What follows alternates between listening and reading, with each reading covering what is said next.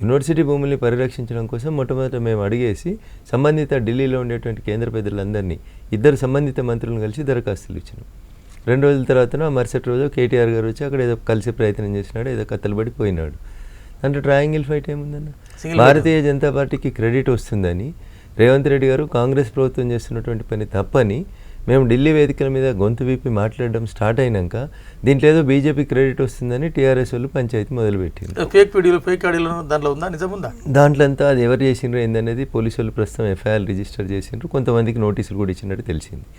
So అక్కడికి పోయే కంటే ముందు నేను 2 విషయాలు రాష్ట్ర ప్రజానికానికి చాలా స్పష్టంగా చెప్పదలుచుకున్నాను.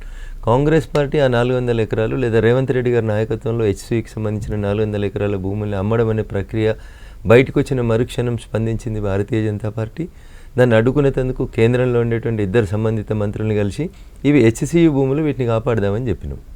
తర్వాత విషయం ఎక్కడికి వచ్చింది, టీఆర్ఎస్ఎల్ దాన్ని ఓన్ చేసుకునేందుకు సరే నకిలీ వీడియోలు చేసిరా, ఆర్టిఫిషియల్ ఇంటెలిజెన్స్ చేసిరా, అది పోలీసు వాళ్ళు తెలుస్తారు, పోలీసు వాళ్ళ దగ్గర ఎఫ్ఐఆర్ ఉంది. మేము మాట్లాడి ఢిల్లీలో మాకేదో ఇష్యూ వస్తుంది, క్రెడిట్ వస్తుందని భావించిన తర్వాత టీఆర్ఎస్ మా మీద దాడి చేసేటువంటి కార్యక్రమాన్ని మొదలుపెట్టింది. రఘునందన్ రావు టీఆర్ఎస్ని ఎందుకు తిడుతున్నాడు, కాంగ్రెస్ని ఎందుకు తిడతలేదని అడుగుతున్నటువంటి పెద్ద మనుషులకి, అరే మేము ఢిల్లీలో ధర్మేంద్ర ప్రధాన్ గారిని కలిసినాం, భూపేందర్ యాదవ్ గారిని కలిసినాం, ఫారెస్ట్ డిపార్ట్మెంట్కి మా ముందే కేంద్ర మంత్రి గారు ఫోన్ చేసి అవి అటవీ భూముల, వాటి పరిస్థితి ఏంది, వాటి మీద ఒక సమగ్రమైనటువంటి వివరణ ఇవ్వమన్నారు. పక్క కాన్స్టిట్యూన్సీ ఒక క్లారిటీ ఇవ్వండి, అవి ప్రభుత్వ భూములా, అటవీ భూములా, లేకుంటే హెచ్సియు భూములా, ఒక క్లారిటీ ఉండాలి కదా.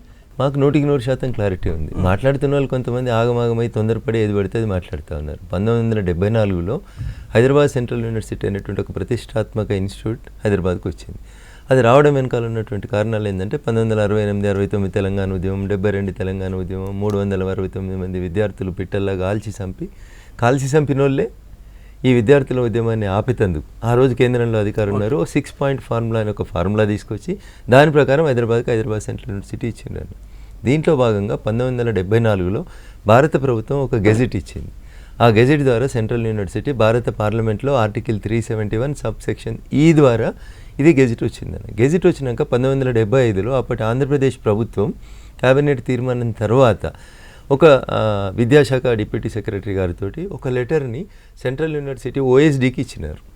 ఇచ్చిన దాంట్లో 2324.08 ఎకరాల భూమిని కంచగచ్చిబౌలిలో సర్వే నెంబర్ 25, సర్వే నెంబర్ 2, 3, 4, 5, 6, 7, 8, 9 ఇట్లా రాసి కేటగిరికల్గా 2324 ఎకరాల భూమి పొజిషన్ మీకు ఇస్తున్నాం, పొజిషన్ మీకు అందజేస్తున్నాం. టైటిల్ డీడ్ ఇంకా లేదంటారు కదా. అరే నేను అక్కడికి వస్తా ఉన్నా. ఇదంతా మిడిమిడి పరిజ్ఞానం, ఆవేశపూరితమైనటువంటి టెక్నాలజీ.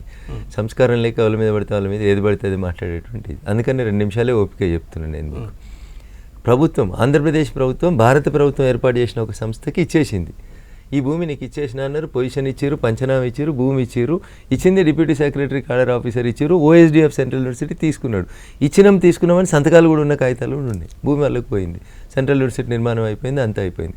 2004లో ఇష్యూ స్టార్ట్ అయింది. 2004లో అక్కడ క్రీడా గ్రామాలని, క్రీడల్ని అభివృద్ధి చెందించాలని అప్పుడు ఉన్నటువంటి ప్రభుత్వం ఒక 400 ఎకరాలని, అయితే ఇక్కడ ఒక చిన్న సవరణ, 400 కంటే ముందు 534 ఎకరాలు సెంట్రల్ యూనివర్సిటీని మాకు ఇవ్వమని చెప్పి వీళ్ళు అడిగినారు.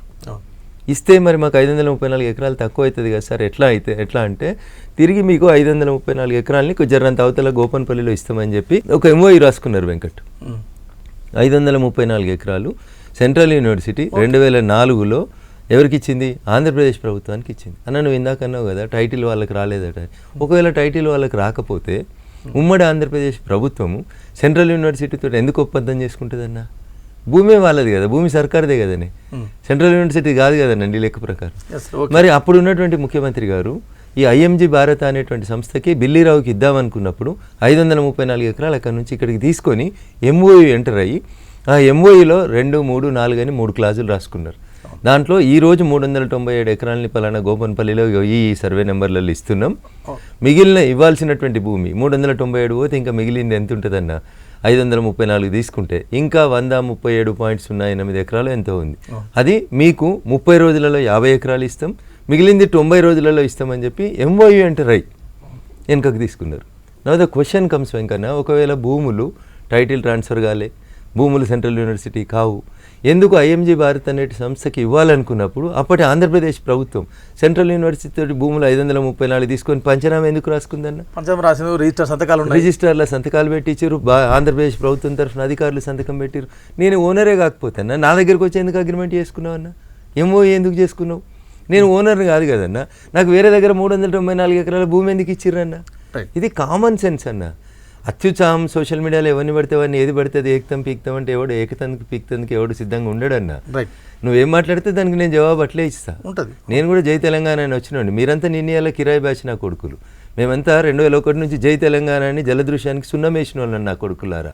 మీరు ఇవాళ ఎవరి దగ్గరనో జీతం తీసుకొని రఘునందన్ రావు క్రెడిబిలిటీ గురించి మాట్లాడితే రఘునందన్ రావు ఎందుకు పడతాడు? రఘునందన్ రావు జై తెలంగాణ అన్నారు, లుచ్చాలంతా వీళ్ళు నై తెలంగాణ అన్నోళ్ళు. ఇలా చాలా మంది పోరగాళ్ళకి సెల్ ఫోన్ కూడా లేదు, పుట్ట కూడా పుట్టలేవు వీళ్ళప్పుడు. వాళ్ళతోటి ఇలా నా మీద ఏదో ట్రోలింగ్ స్టార్ట్ చేపిస్తే నేను ఎందుకు భయపడతాను? ఇది అయిపోయిందన్న. ఇది అయిపోయినాక కొద్ది రోజుల తర్వాత అధికారంలోకి వచ్చినటువంటి కాంగ్రెస్ ప్రభుత్వం 2004లో ఇచ్చినటువంటి ఈ జీవోని రద్దు చేసిందన్న. రాజశేఖర రెడ్డి గారు అప్పటి